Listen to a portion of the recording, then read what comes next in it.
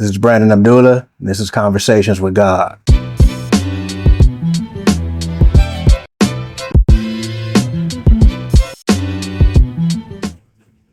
Peace. Peace. All right, so boom. First and foremost, just I appreciate you sitting down with me again. No doubt. Done this a few times. Yes, yeah. As much time as we spent as as brothers in a brotherhood or whatever, it's crazy because I still don't feel like I really know you. As far as your history, so I'm excited about this sit down.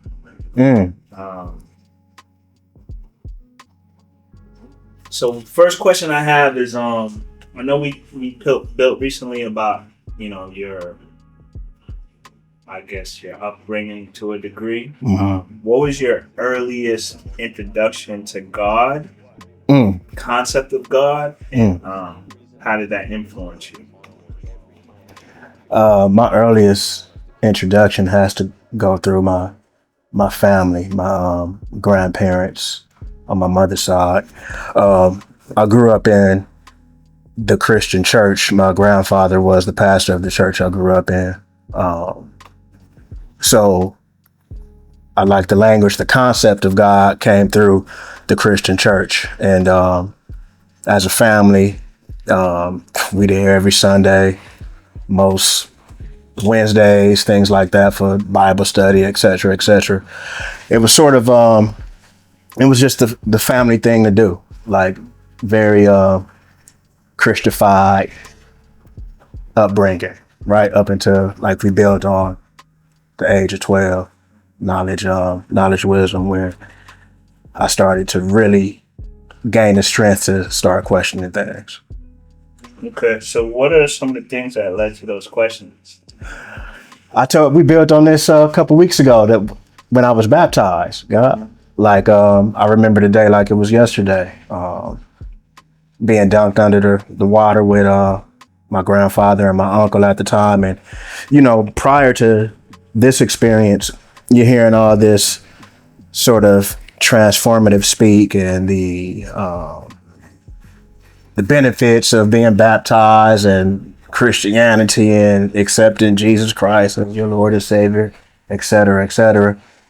So I'm thinking once I come up out this water, things are going to be and feel different. And I'm thinking this as a 7-year-old, right? And so I go through the process and it happens and I pull up or come up out the water, or they pull me up out the water, and I'm sort of waiting. Like I'm waiting to feel something or to experience something, because that was sort of the mysterious energy around the way Christianity was taught at that time. The God in the cloud sort of thing, the land of milk and honey and blah, blah, blah, right? And so I was really expecting to feel something different, God. That's how it was with me at the time. That's as a youngster, 7 years old. Okay. Yeah. I just thought something was gonna happen. You know what I mean? I didn't know what. Right. It just was, something was gonna be different, and it wasn't. So you get to 12, and then was it like a more intense questioning, or was it like, what was there like a pivotal experience at 12 that said, okay, let me see what else is out there? I started paying attention to my family. I started paying attention more so to some of the things that family members were doing or were getting caught up in, and it wasn't necessarily real Christian-like, right? Christian-like. And so it was that, and then at the time, like my own personal interest was gravitating outside of the church, right? It was heavy into sports. Didn't feel like getting up and having to go to church on Sundays. I done heard it all before. I wasn't on it. And so sort of gaining the strength to be like, Moms, I'm not going, How was that received? You know what? To be fair, it wasn't received with any sort of angst that I was able to feel. Like you can see the disappointment to an extent, but it wasn't like, nah, get your ass up, you coming to church type thing. It was okay. All right. See you when we get back, that type of thing. That's peace. Yeah, that was peace when I sit back and think about it. Yep. So you're 12. You started kind of straying and doing your own thing. Mm-hmm. When did that? Okay, now before we even go there, so Yeah. you grew up wearing, I grew up on 78th and Cimarron for a big portion of my life, and then 75th and Western for a big portion of my life. So surrounded by 6-0s and A-Trade, Gangster Crips. So that was the environment on the west side of LA. So yeah, that's where I grew up. Alright, so explain to us from other parts of the world, like what that lifestyle is really like. Because the way it's depicted on movies and film is, come outside, it's instant amount of fear and stray bullets coming through you, just sensationalized. Yeah. So right. What's it really like for somebody who is growing up in that environment? To sort of paint the picture, on the west side of LA, you got palm trees and beautiful landscape and green grass. It doesn't necessarily appear to be gutter or whatnot. You can even walk outside and walk a couple of blocks and, feel safe for the most part.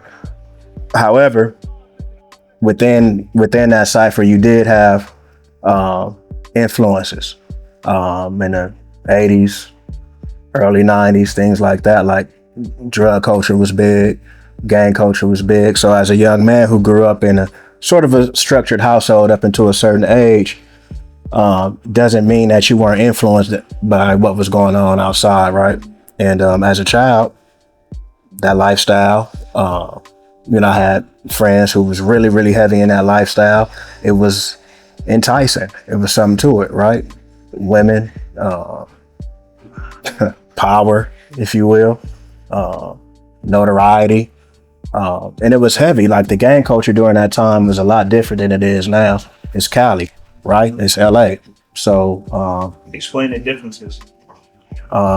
In terms of what someone might experience on another coast or the South, or what? You said it's different now than it was back then. Yeah, I mean, codes, the way that what they call them, they are young brothers and sisters, YNs move versus how it was then. It's never really been super structured, but it seems to me like, I got both feet outside of that world now. It seems to me like right now it's just a lot of nonsense going on, right? A lot of unnecessary crimes and stuff being committed, but when I look at it from a different vantage point, I understand like it's a money grab, man. You got flocking sets now in communities, man, where smash and grabs are going on all over the place, man, because poverty is the root of a lot of criminal activity. People trying to live, right? Trying to live a certain way too, influenced by what they see and hear via the music they consume, what they're seeing via, different mediums. All those things factor into how things are moving now. In the past, you had, there was similar things, but it seems to me, and maybe because I'm on the outside looking in, it seems a bit more extreme. I'm old now, we old. It's different, How much of that do you think has to do with a lot of the older brothers either being, incarcerated or murdered? I think a great deal. Being separated from society, being separated from their children or children in general. Like I look at youth as like they all are. It's like we all sort of complicit in, how they come up and how they're influenced. So being away from the youth and not being able to, sort of communicate positivity or even just say, hey, listen, youngster, this is what I did with my life, man. Don't do this. You know what I mean? Those are things that are missing, to the extent that I would like to see them. You see some, we were just talking about content earlier. Like you see some content in the YouTube space and stuff like that, where Between the Lines is a channel that I tap into, where you got brothers that's inside, sort of, telling their stories and letting the youth know like this ain't the thing to do. So youth consume YouTube, they consume that content, so that's good for them to be able to see. But overall, in general, like you got millions and millions of original men behind those walls caught up in the belly, and so that's a big chunk. That's a big chunk, God. Yeah. Gone. That's a fact. All right. So you're in your early teens. Now, there's one thing to not want to go to church, because who really, as a young man who's got a lot of energy. Yep. Wants to be outside and doing his own thing. Like, Yep. Who really wants to be standing in church? But what was your perspective of God at that point? Were you still thinking of God as a mystery, or were Indeed. you starting to question that? Still a mystery. It was still a mysterious thing. Up until we built on this a while ago, maybe years ago.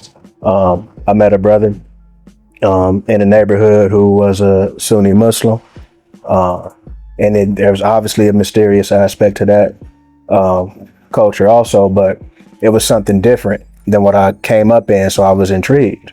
And that intrigue led to more rigorous study, led to, understanding how to interpret scripture, whether that's biblically or Quran. So at that point, that's when the questioning on the mystery started to come about, because outside of traditional scripture, Quran or the Bible, it was the Bible dictionaries, it was metaphysical books, it was all those things that. And this is what he introduced you to. That's what he introduced me to. And you were like, what? How old? At this point, God, this had to be. So there's a big gap. We 12 to maybe 21, 22 years old. Okay, 21. I was in my wisdom years at that point. Okay. Early 20s. From 12 to 21, what was going on as far as you were just kind of going through the motions, developing, sports, living sports, money, work, women, in that order. You know what I mean? Okay, you mentioned the influence of what was going on in your neighborhood. Yeah. How deep or how much of that influence and magnetic pull actually influenced you? Enough to be doing things that I shouldn't have been doing, you know what I mean? Not to go too deep into it, but life being threatened, automobiles being shot up, like, certain things that certain things I don't wish on none of our youth, God. Certain things that also just sort of snap you out of your stupor. You know what I mean? Like, what the hell am I doing? That's where I want to. That's you know what I mean? Like, it just snap you out. Like, I could have just died right now. Right. Like, look at my automobile. You know what I mean? Like, those, it's things like that just sort of or that sparked the thought, like, I need to be doing something else. You know what I mean? So you you won't say that you were involved in that life, the gang life, but I'm pretty sure, and this is probably something that most people don't really discuss, that as far as the intricacies of just growing up in the neighborhood. Like, You'd be guilty by association, God. You have a close friend, a relative who's in that lifestyle. Yep. You just hanging with them, and now you just there because these are your people. So right. When other people see you with them all the time, they're already going to just think that you're a part of that life. True indeed. Regardless to whether you are or not. Yeah, for sure. So, wow, that's pretty intense. No doubt about it. So and then, not to cut your wisdom, God, but there's a sense of belonging to that too. Even if you're not like what's the word? Like active and putting in work and doing all that stuff, because this is your family, if you will. Like there's times where you hanging with ones and you end up doing what they doing just because they doing. Right? You end up feeling what they feeling just because they feel it. Or somebody ran down on whoop de whoop over here and you like, what? We got to do something about that. You know what I mean? It's like it's a trip. It's a mind, you know? So if you were to like really analyze yourself versus the people who are really heavy in that life, what was the major difference? For me, my foundation overall was solid. Like I had both parents in the household for most of my initial upbringing. I got to see family structure. I got to see. I was a part of certain programs as a youth that had me see things a certain way in terms of organization. We built on part of the junior Masons at one point. Like, so I got to see law and order and, you know, lines and squares and certain things to keep me not completely falling off the ledge at that time, God. So I was able to have my feet in both worlds, if you will, and sort of remain, you know, safe outside of a couple of incidents. Okay, so junior Masons. Yeah. Freemasonry is a very heavy topic. For sure, especially in this time. Right, and there's an inherent evil that gets stigmatized and attached to Freemasonry, but yep. For those who know and for those who took the time to really study it, is much deeper than for sure than that. Can you go into what is Freemasonry to you, and then just go into like maybe some of the benefits that it gave you? So, mind you, during this time, I'm in my teens. So maybe from 12, 13 up until the age of 18, I was involved in that. And at this time, I didn't really have a precise idea of what Freemasonry was, or Masonry in general at that time. Like I know from previous studies, or not previous studies, studies afterward, where you would read metaphysical books, reading I forget, Manly P. Hall books, things of that nature, to where you're just breaking down Masonry's tools and how those tools are just used in the workshop of the mind, right? When you talk about compasses and squares and axes and stuff like that. And come to find out, those things actually showed up in the Moorish Science Temple of America too. I know you haven't got to that part yet, but all these factors were were like major factors in my life and how I saw things and how I was able to navigate my movements. You know, I think Masonry, obviously we know it's a original man science. That's what we use to civilize the world. But obviously there's like you said, there's an evil connotation on it, right? And I think there's reasons for that, but largely it was beneficial just because I saw the order. I saw black men and young black men my age structured, having meetings every weekend, having youth football games, and it was good opportunity for us to get out the environments that we were in to be amongst each other on some positivity, you know what I mean? And then we would have our structured meetings where we did what we did. None of this folly stuff they talk about all the time. It was structured meetings, and basically it was just to keep you upright. That's the best way to say it, was keep you upright as young men. We're gonna put you in this shirt and tie. You're gonna have these aprons. You're gonna have your titles, and you're gonna demonstrate rules and ritual that keep you upright. Okay. Was there any religion in Freemasonry? Yeah, I mean, you have the concept, if you will, of God, but when you start getting into the ranks, and I had uncles that were Shriners and things of that nature, when you really start looking at it,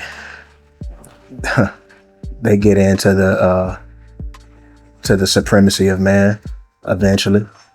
And as far as a religion, it's not a set religion. Oh, you need to be of the Christian faith to be here. You had Muslims, Christians, just someone people who have the concept of a God, right? And have a sense of morality, a sense of dignity to them, and are willing to do the work, could be involved. So was the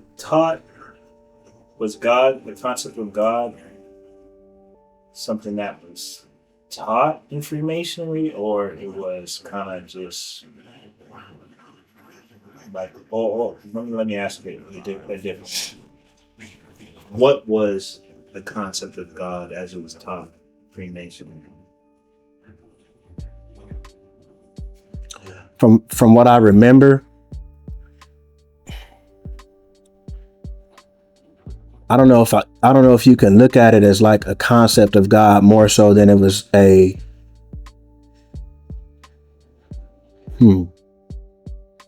continuation of the sort of ethics and or morality that I came up with, if that makes any sense. Like, there was a decency that I came up with that I was able to see through my grandparents, who were the mothers and fathers of the church, in the way they did things.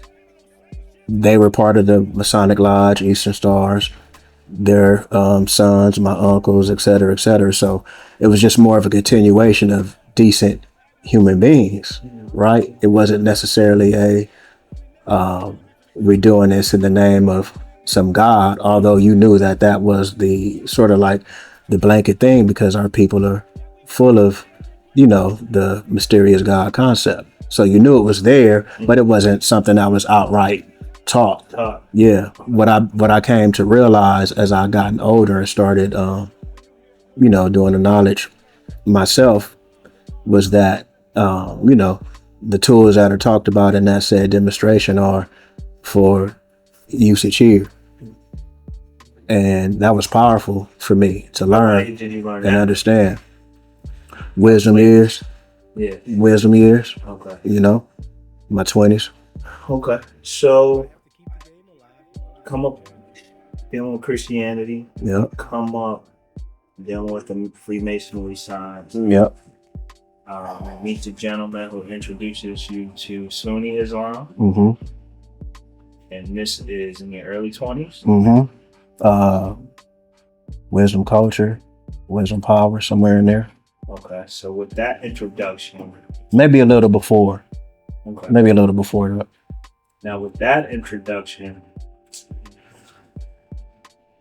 what was the information that he was sharing, like doing to you, as far as like, was it like an aha type of feeling, or was aha?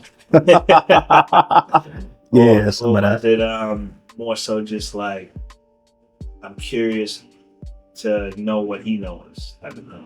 You know what? That's a good question, God. I think it's a little bit of both. Uh, so in between that time, like I mentioned earlier, that I came up in a two-parent household, but there was a point in time where my parents split. So that father figure, if you will, during some formative years, it's had to be my memory is shot on this whole time, but from maybe 13, 14 up until my early 20s, I didn't have any real relationship with my physical father, right? So okay. So when he left, Yeah. did he leave the state, or was it just? No, he was in Cali. Was it just? He just was dealing with what he was dealing with, right? He went through, you know how it is when you get older, you kind of see how relationships go. He went, him and my mom went through it, and you know, it's just, they made it difficult for each other, and sometimes the kids be the spoils of the war. You know what I mean? That's how it go in our community a lot, unfortunately. So I didn't have a father figure during those very formative years. So I start working, I get through high school, I'm running the streets, I'm doing what I do, and I meet the brother I was telling you about it. He had a magnetic quality to him, right? It's like, what's this dude on? He's a master barber. Used to cut for the Clippers and some Lakers and stuff like that. So I'm intrigued. I was like, okay, this dude, something about it. Let me see what's up with him. And started talking. He started opening up the Bible, and he was talking about the contradictions in the Bible, etc., etc. He was opening up the Quran. He read and spoke Arabic very clearly, and was able to show me certain things, and it just had me questioning how I came up in terms of the religion that I was involved in, being Christianity. Not the quality of the man who taught me Christianity, right? Because I think, my grandfather is one of the sincerest men I ever knew. They just did what they did. This brother took his time and broke it down and sat with me for at least a year, maybe a little more, to where I was ready. He would take me to the masjid. I would go to the Jumas, on Fridays and stuff like that, and to the point where I was like, okay, it's time to take my shahada, and I did. Okay, so took your shahada, mid-20s, early 20s. Early 20s, yeah. You went over there to Mecca? Nah, I never did a Hajj or nothing like that. I took my shahada in the God's barbershop. Okay. It How does wasn't. that work? Because It's just a ritual. La ilaha illallah Muhammadan Rasulullah. There is no God but Allah, and Muhammad is his messenger. okay. So And once that's done, it said it said your sins are cleansed and everything. You know what I mean? You can go through the ritual of taking a bath and cleansing yourself off and all of that. So similar to the baptismal. okay, that's what I was about to ask. Right. Mind detect mind. I know where you at. So it was like, okay, this was a little different because I was older and I had a certain knowledge base behind it. It's like, okay, I know what I'm talking about. I know what this says. I know what this says. I can debate if I choose to get into that, blah, blah, blah. So it was more ego involved in it. But I'm still like, I still feel some of the same shit that was on me prior to taking this shahada and cleansing myself and going through istajad and ritual and performing wudu and doing all these things, right? Did you feel anything after? Just like I did, to be fair. Okay. Like, to be fair in terms of like, okay, I'm doing something that like really means something to me, because again, I'm a little older at this time. I'm in my 20s. Yeah. So there's a more of an understanding of what I'm doing. Okay. Right, for sure. But not a spookism in terms of like. Nah, Okay. I didn't feel myself like Throwed in the whole armor of God. None of that. You know what I mean? Okay. Respectfully, not to, Yeah. clown nobody's thing. Nah, definitely. Anything Yeah. we build on is definitely just for knowledge purposes. For sure. No disrespect to any At all. nation. At all. And, like I said, it's important that brothers tell their stories of how they get to certain points in their life, so that others can look at it, do the knowledge to it, and take from it, and maybe it'll benefit them in one way or another. True indeed. All right. So you deal with the science, you do your shahada. Yeah. Let's sidestep a little bit. Sure. I don't know if you did a knowledge to that RZA interview, did you? I did. Okay. That was a brilliant build too between you and the God life. Praise be to that brother for sure. Okay. So how do you see? Because you kind of did it in reverse. So you're getting, as far as you're getting the 5% teachings now. Yeah. After you took your shahada and you did the whole Muslim thing, right?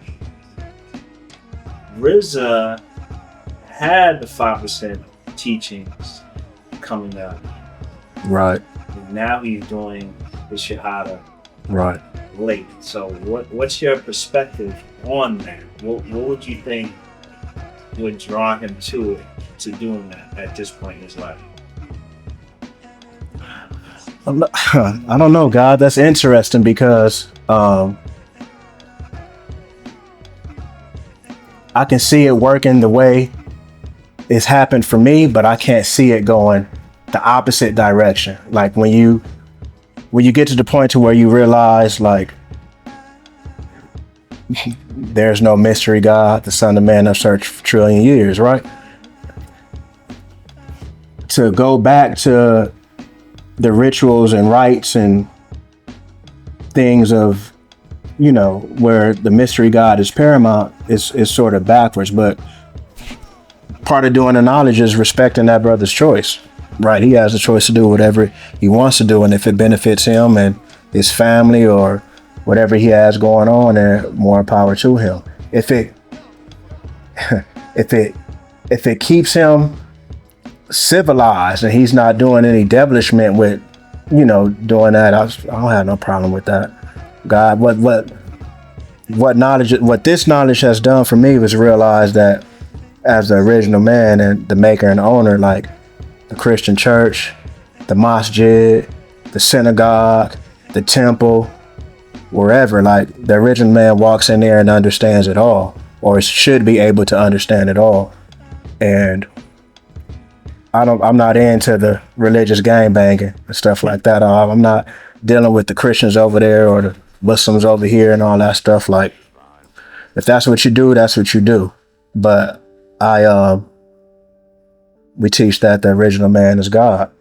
And I know that when you really pay attention and do the knowledge to yourself, like every cipher you in, or you look at your experience, like you created all that. You did all that. That's important to like know and understand. Like, it's no mystery put you in the place that you in. No mystery. Right.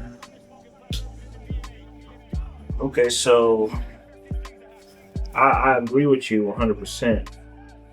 I think my stance is really just being clear in expressing where you stand. Not that there's anything wrong with wherever you stand. It's causing confusion. Right, but if True you indeed. stand on one end of the spectrum, make knowledge born that you stand on that end of the spectrum. Don't step on one side. Don't mix the teachings and do all that. Yeah, for sure. One breath you're this, and the next breath you're that. For sure. Next breath you're that. Because it causes confusion, especially when you're in a position of influence. And God is supposed to be not the author of confusion, right? So yeah, true indeed. I see that. But all praises due to him. And I don't.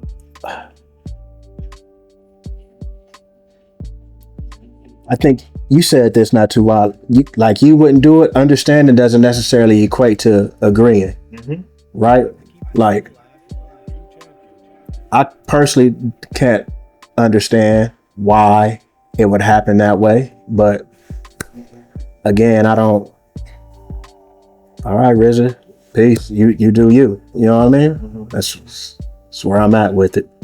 Okay. All right. So you do the Muslim thing. How many years were you doing the Muslim thing for? The Sunni Muslim thing? 3 or 4. 3 or 4. Yep. So how do you go from that to getting into the Moorish science? So hopping all over the place, God, I mean this and that.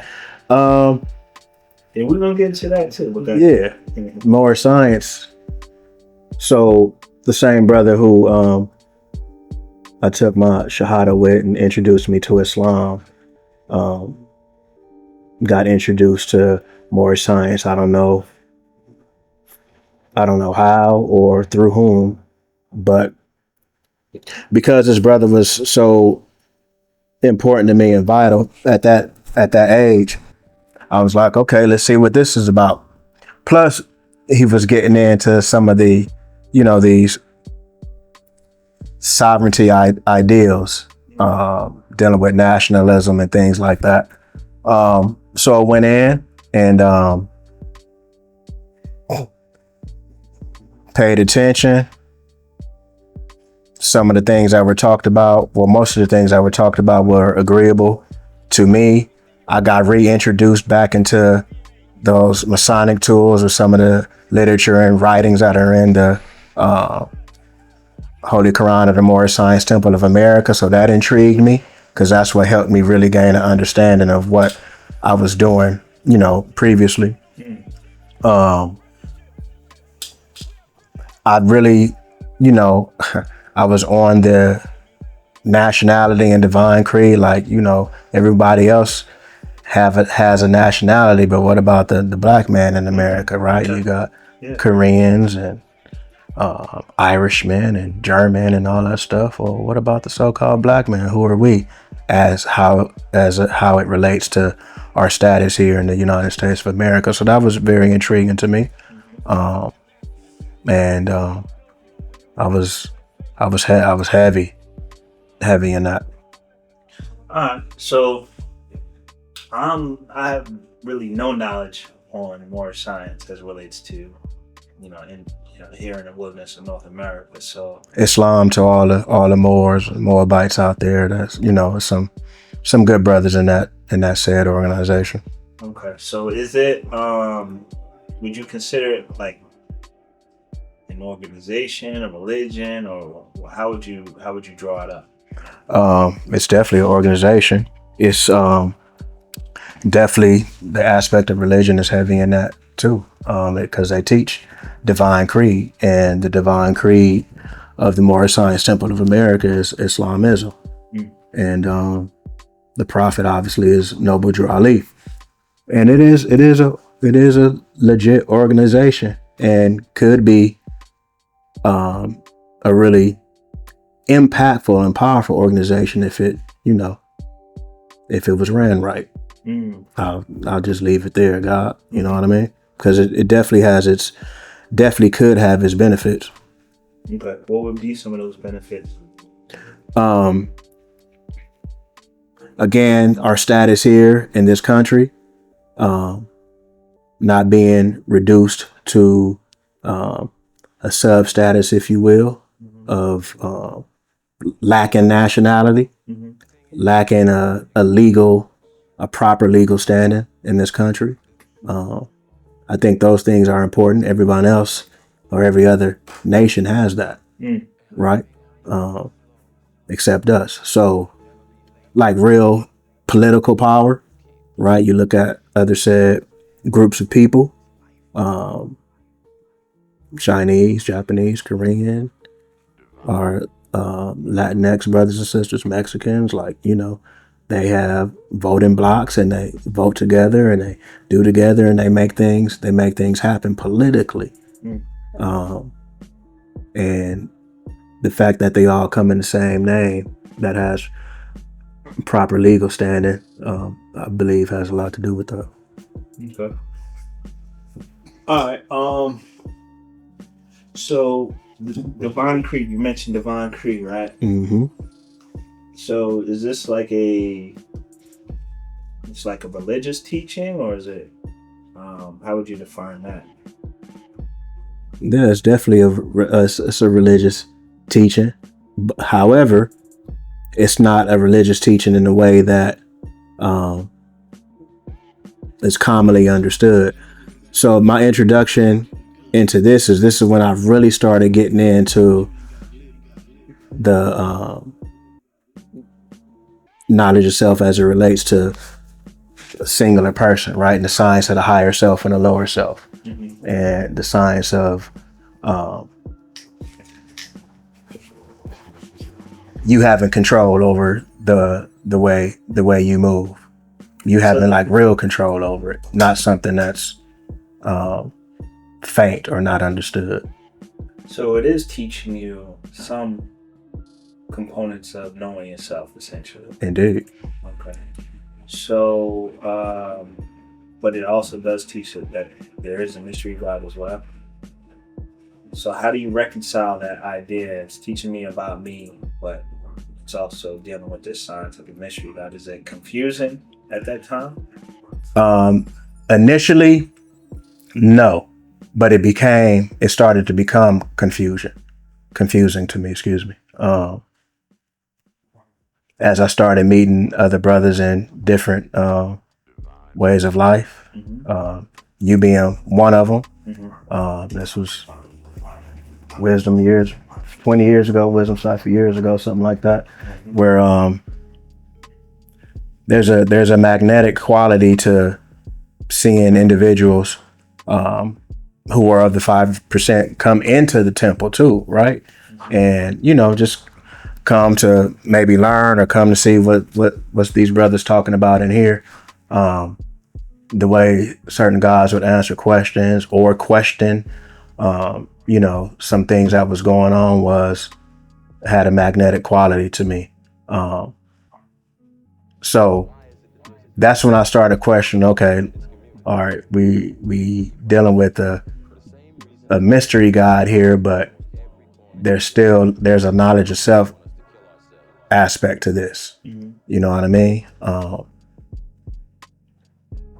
Yeah. And so when you're talking about that questionnaire, the one-on-one, like who made you? Allah. Can you see him? No. Right? Where's the nearest place you can meet him? In the heart. That was the demonstration.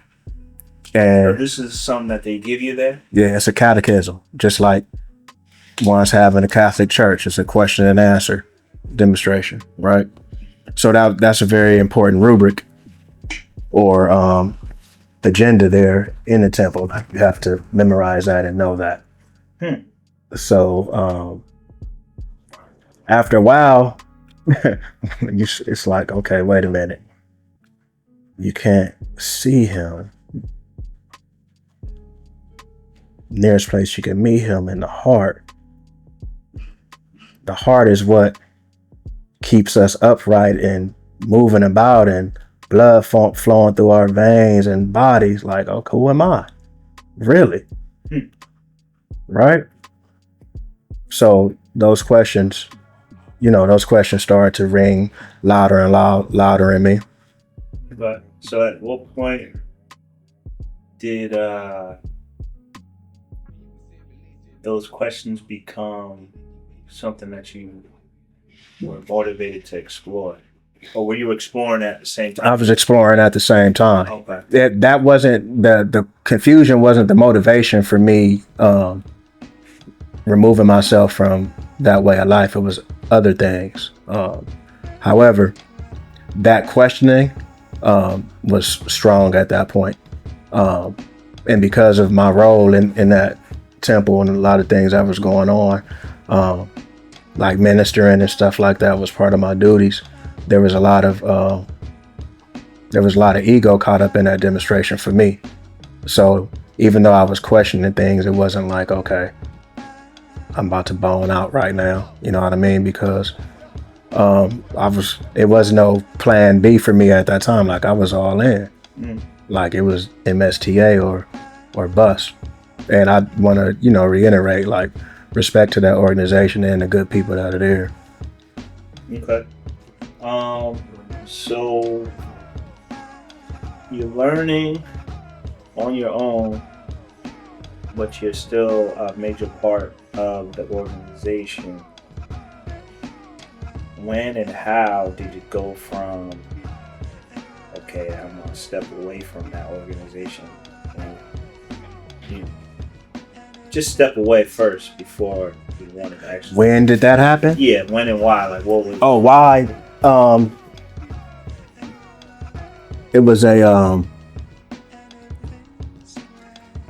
some of the individuals in there wasn't taking the demonstration as serious as I thought it should have been taken. And I was very serious about it. So that was disheartening. And then when I realized that the lack of seriousness was impacting the membership in a way that I wasn't able at this time, because I was the guy, I wasn't able to get them to see the importance of carrying it a certain way. It became about other things. It was time for me to step away. Like, it just, I don't have the temperament to deal with like a lot of bullshit. So it was necessary for me to do that. Okay. Yeah. All right. So you step away.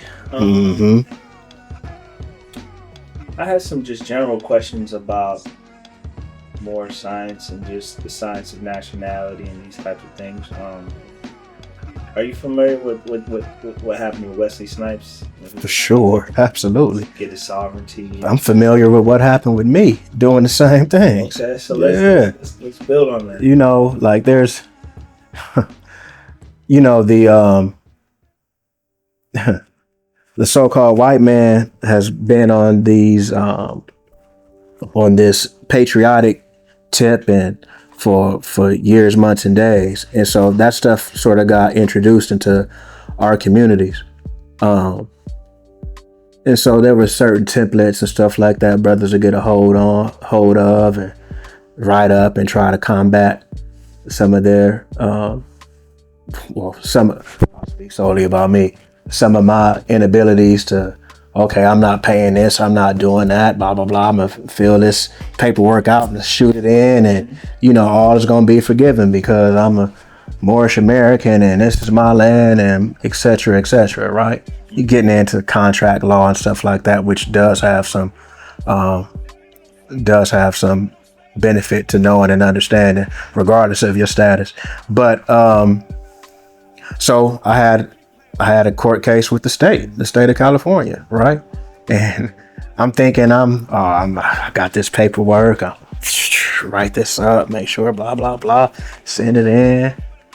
About a month or two later, they send me a summary judgment, right? Like, oh, you need to pay all of this, plus this, blah, blah, blah, blah. And I'm thinking, okay, this is not the way this is supposed to work, according to what I was learning and digesting and inputting in myself at the time.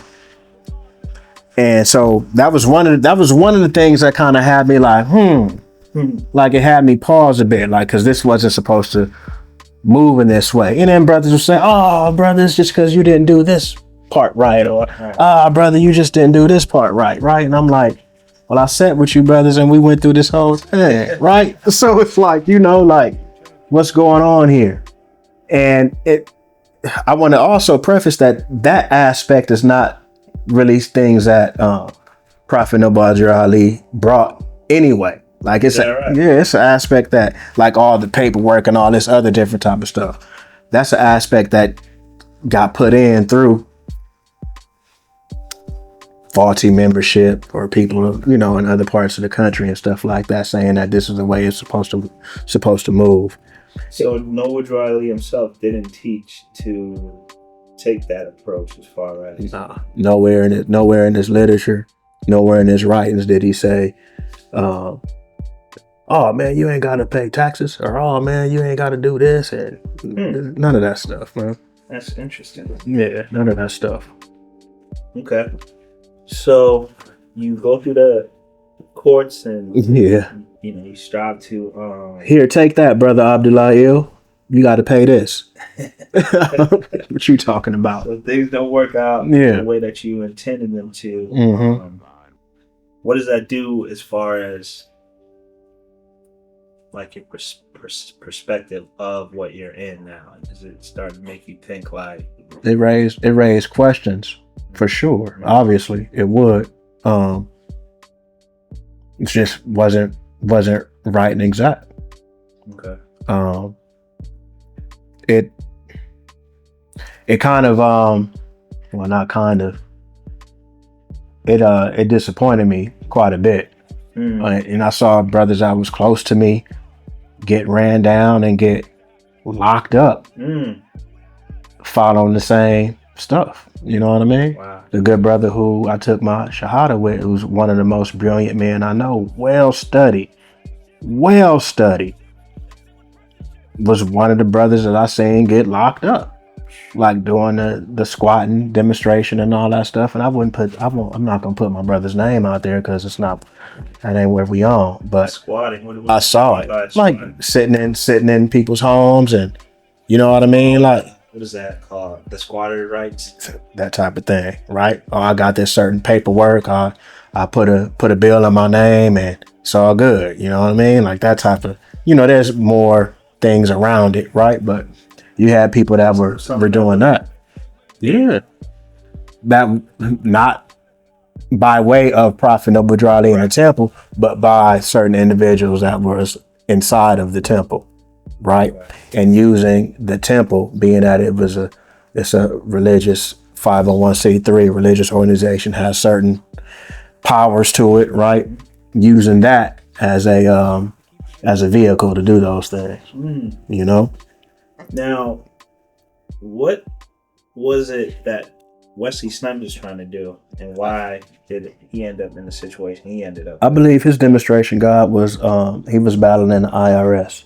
And I've had my battle with them as well. We didn't get to the litigation level, but he got to the litigation level. And I'm sure I'm not going to speak on too much of what I don't know, but I know he was having issues with the IRS, and I know that he was involved or being advised on some of the sovereign citizen stuff. You know what I mean? Okay. All right. So.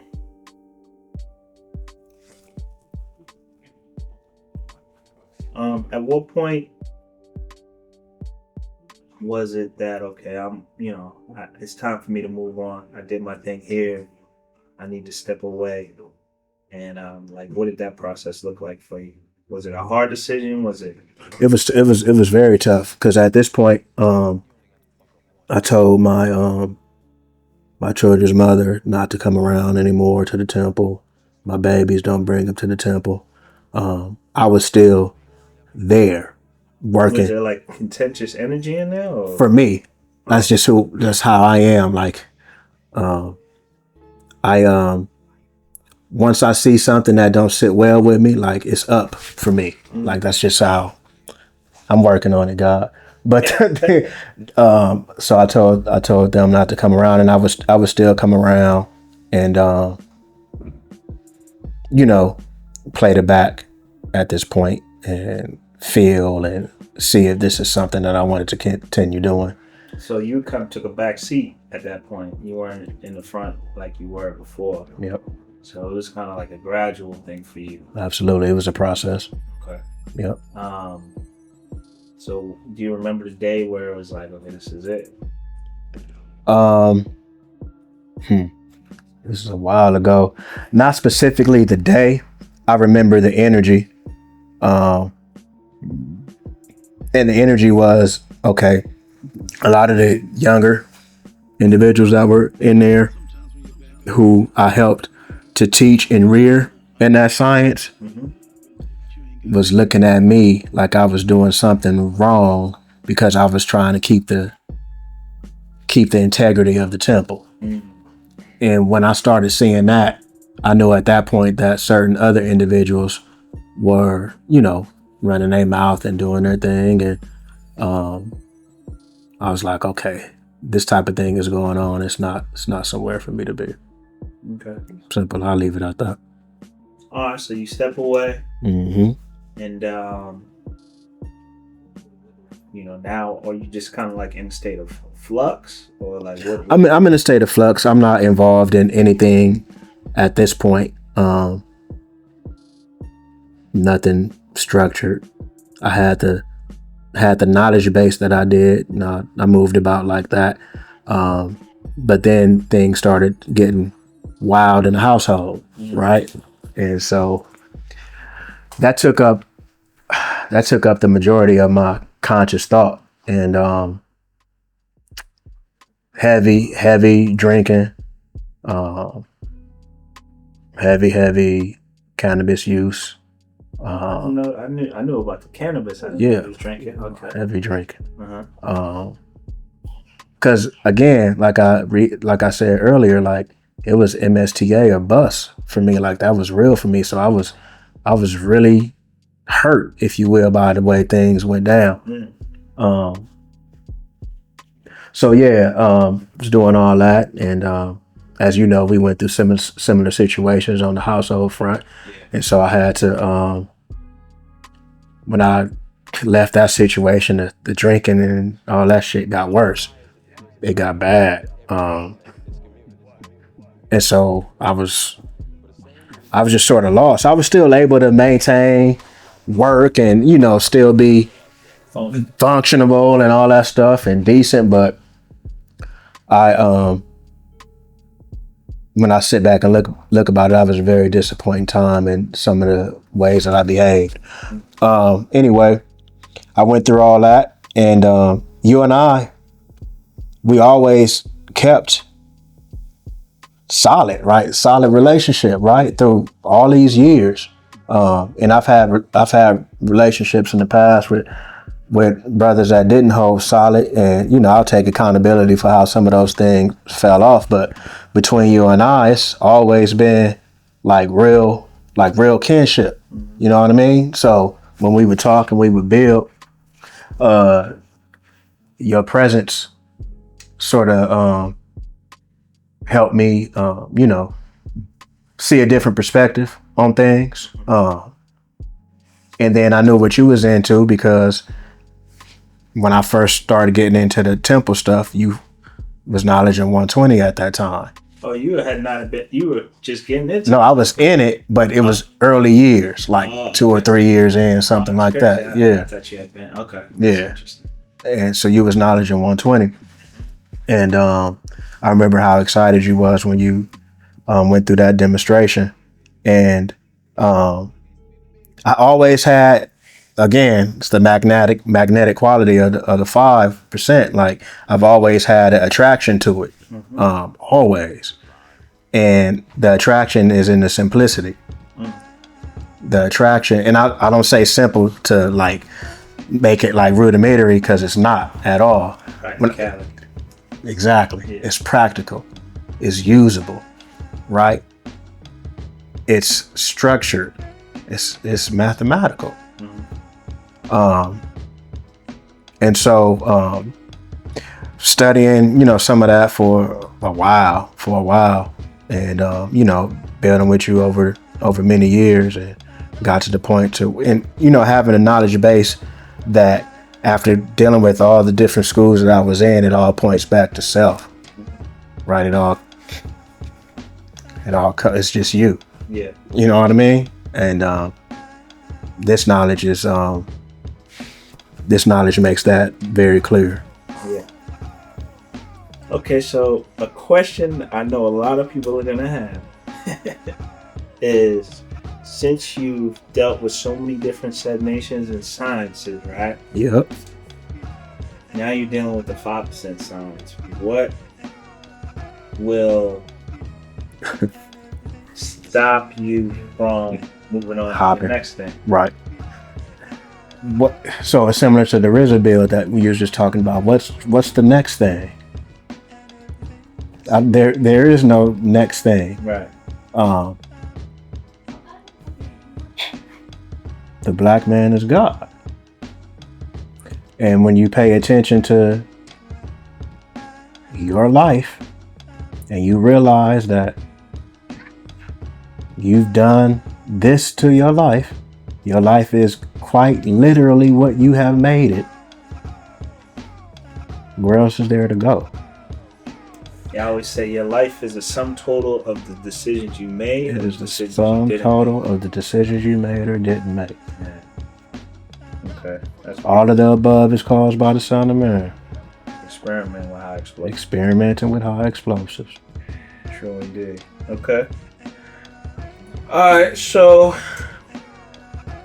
And I'm only able to say that and know that because of my previous experiences, though. Right? In these certain schools. I don't think if I had those experiences, I would be where I'm at right now, obviously. Okay. So I had a question. So if things went more smoothly when you were in Moorish Science Temple, do you think you would have even have left? So as I sit back, that's a question that I've had. When I sit back and think about that, and I look at the condition of the temple now, yeah, I'd have been out. Okay. Because the same sort of foolishness that was going on then, that the particular temple I was a member of was trying to combat before it wasn't, it's rampant now, and it's just more foolishness. Like, I don't understand what these dudes are talking about. And all of our organizations, man, suffer, and from a real lack of knowledge of self. Accountability, responsibility, ethics, dignity, really wanting for your brother what you want for yourself, unity, like a proper culture. You know what I mean? Not a performative culture. That's also something that has been always attractive to me with the Nation of Gods of Earth. It's not a performative culture. Like, brothers come as they are, right?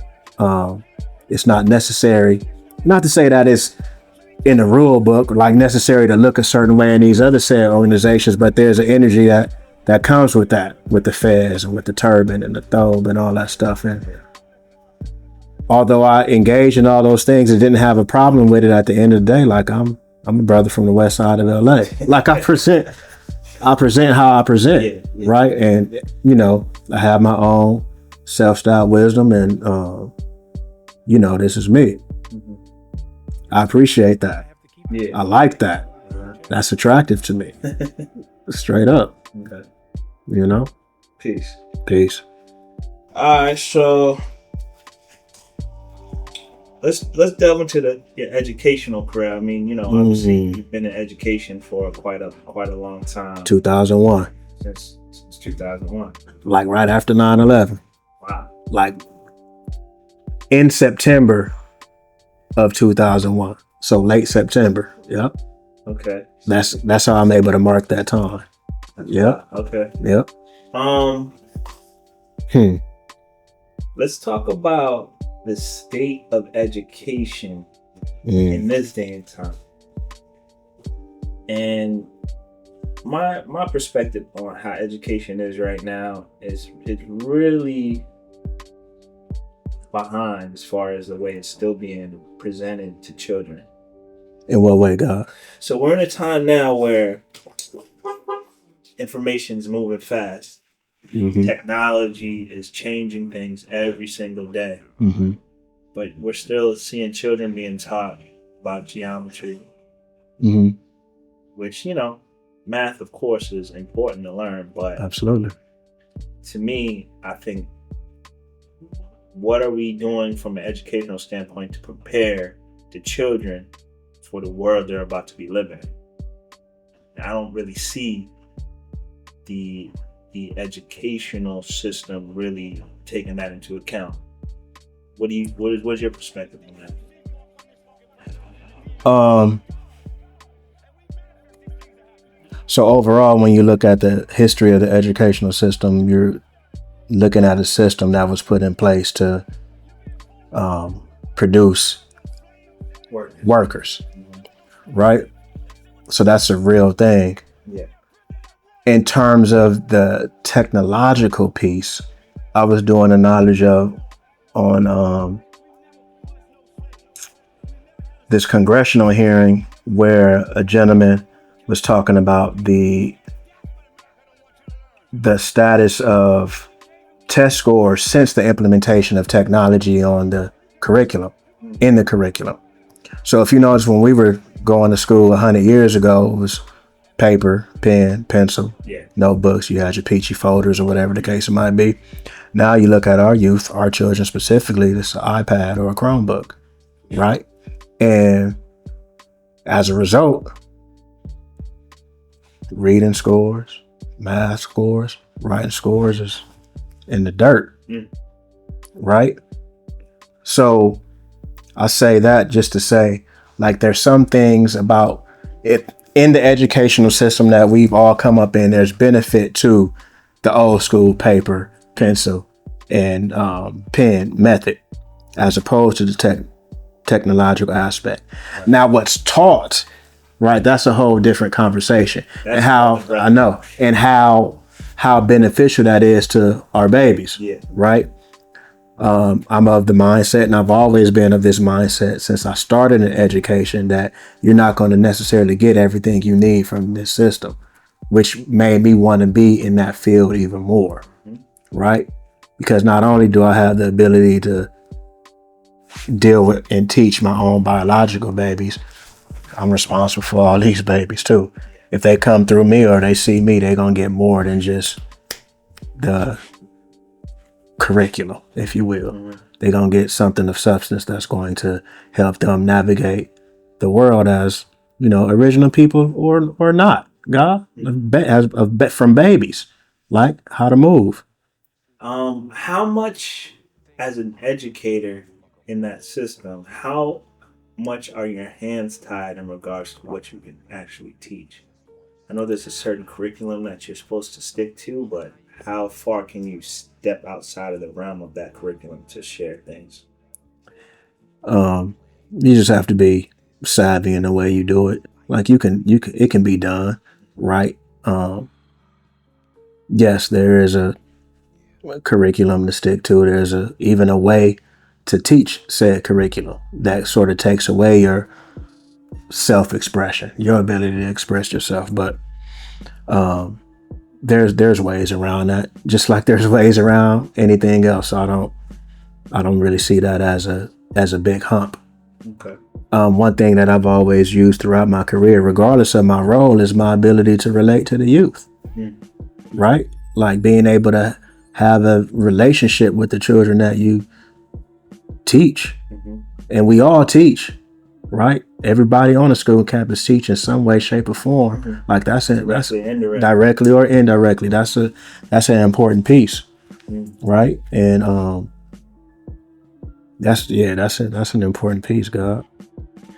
Okay, so you said you started 2001. We're now in 2026. So how have you seen the I guess personality of children change in this 20 plus years of you dealing with this educational system? I think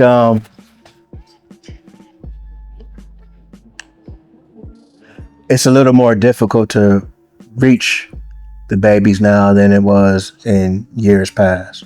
And what I mean by that, like their access to the world is a lot different than it was 20 years ago. The things they're able to experience vicariously through what they're seeing on screens or whatever the case is largely different than the way we came up, or even 20 years ago the children came up. So reaching them and having a real meaningful impact takes a lot more work than it used to for me in the past. Do you feel like their attention spans are shorter? True indeed. No doubt about it. Okay. I saw that with my own youth firsthand, right? Prior to them receiving cell phones, right? It was like, okay, after a couple of months, I'm looking at different children. And that was impactful for me to see. It was at this point, it was like, just give me a phone. Give me a phone. You know, it didn't take much prodding for them to go to the library and pick up a book. There's a library right there in the corner of the house. There it is right there. Go grab a book. They used to swallow those things up. Now it's, give me the phone. Go get a book. Oh, you know, that type of demonstration. So that's, you know, that's where we are. And if we not there as fathers to help take our children further, they're going to get stuck there, God. So, man, all right. How do you think, so we dealt with science 20 years ago. What do you think the next 20 years is going to look like for children, but children specifically, or just the educational system at large, with the introduction of AI and, you know, these types of things?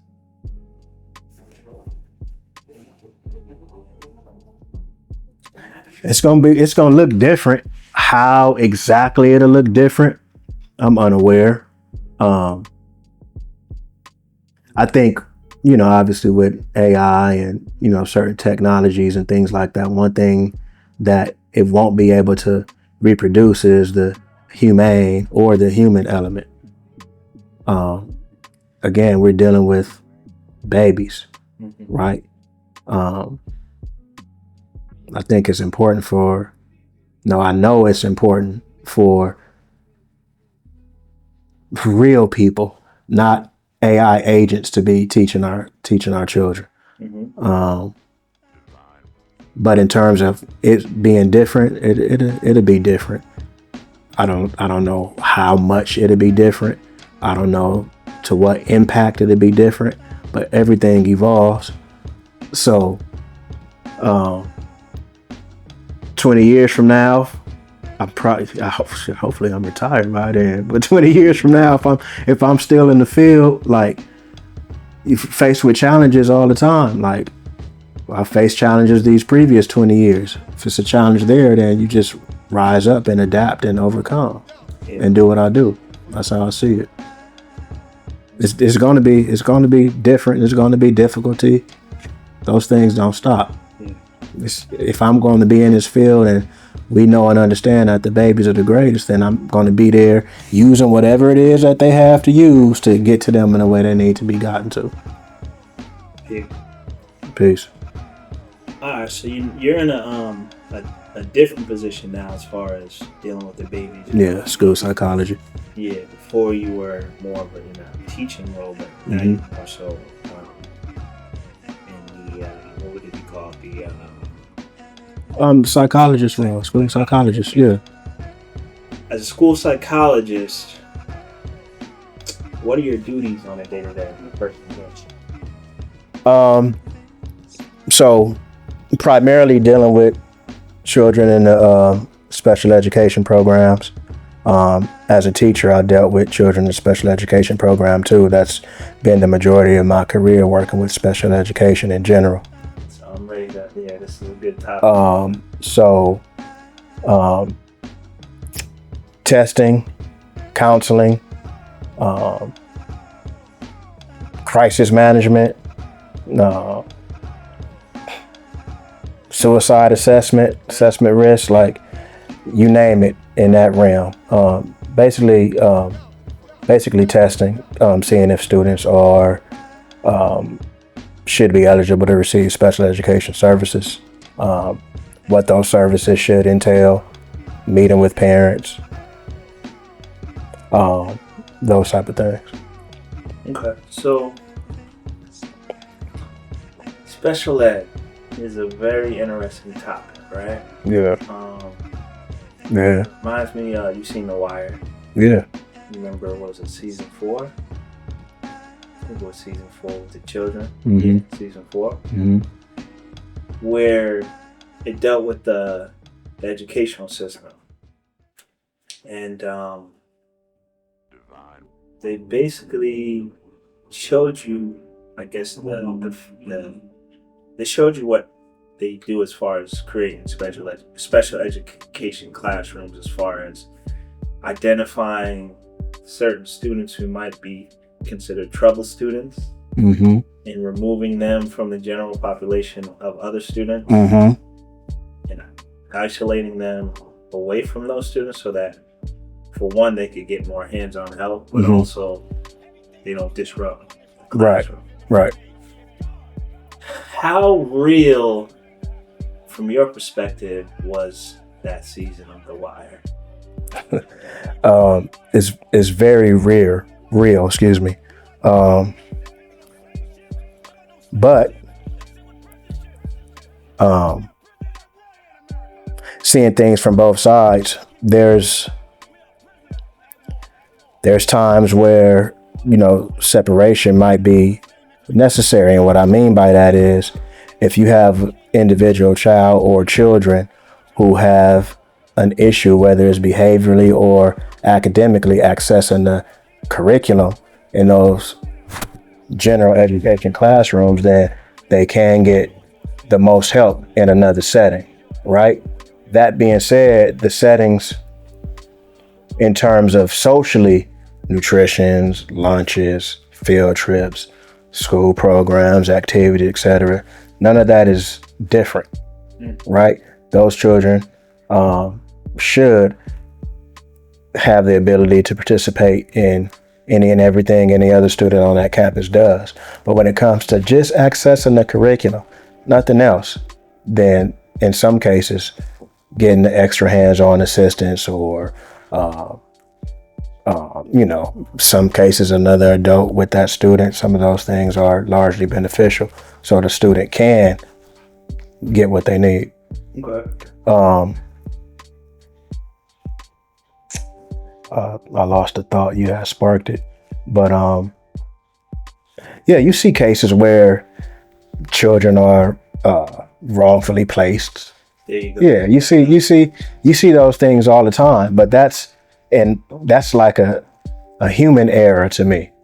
That's not necessarily at all times an error of the system. Although those things are in place, you get those things, you get more African American children, Latino children pipeline through suspensions and expulsions, and some cases special education programs. But largely, if things are done right and you're serious about the work that you do, you're serious about the babies, those type of mistakes not be as prevalent as they are. So I can only focus on my role and what I do. Okay. So how does I often wonder how the labeling of certain conditions on children actually affects. I don't know what's the term I'm looking for? Is it causation versus or nature versus nurture, essentially? But like, if I can remember being a youngster and having some friends who would always lead with, "Oh, I have ADHD," Right. or "I have ADD," or "I have this," or "I have that, so that's why I'm this way, that's why I'm that way." Yeah, that's interesting, God, because I feel like that's more common now than it was then. Yeah. Because, like we spoke earlier, like not just the youth, but people in general have this access to certain terminologies and things like that. So they will lead with that. Like you said, I have ADHD, or I suffer from anxiety, or I have depression, and mental health is like common phraseology right now. Everybody, has this mental health thing, and they'll use concepts and ideals and diagnoses and terminologies completely wrong, but it fits their ability to kind of move about the way they choose to move about in some cases, right, wrong, and indifferent. In terms of children, with these labels, some of them use them to their advantage, right? Like if they're knowledgeable of their individual educational plan, and this is not supposed to be happening and that's supposed to be happening. Some will advocate for themselves and speak up like this is not the way it's supposed to go. Some would use it as a crutch, right? It just sort of depends on a lot of other factors dealing with that specific youth. So I've seen it both ways, right? I've seen it completely benefit youth if the service is implemented and the accommodations are done right. I've seen children skyrocket. And I've seen in some cases where, if the support system isn't in place at home and the support system isn't efficient at school, I've seen it go the other way, right? Is special ed supposed to be a temporary thing? As far as, is it supposed to be like almost rehabilitative? It can be. In essence, depending on the severity of the characteristics of the disability that they're showing, it should be. In some cases, it's not, right? If someone is severely impacted in their inability to access the curriculum based upon what disorder they have, right? But in some cases, you have the ability to get the necessary help and assistance and learn certain skills that will help you function and access the curriculum to where you don't need those services anymore. But up until you're able to make, a legal consent as an 18-year-old, that's up to your parents. So parents decide ultimately up until that age, if they're going to have services or not.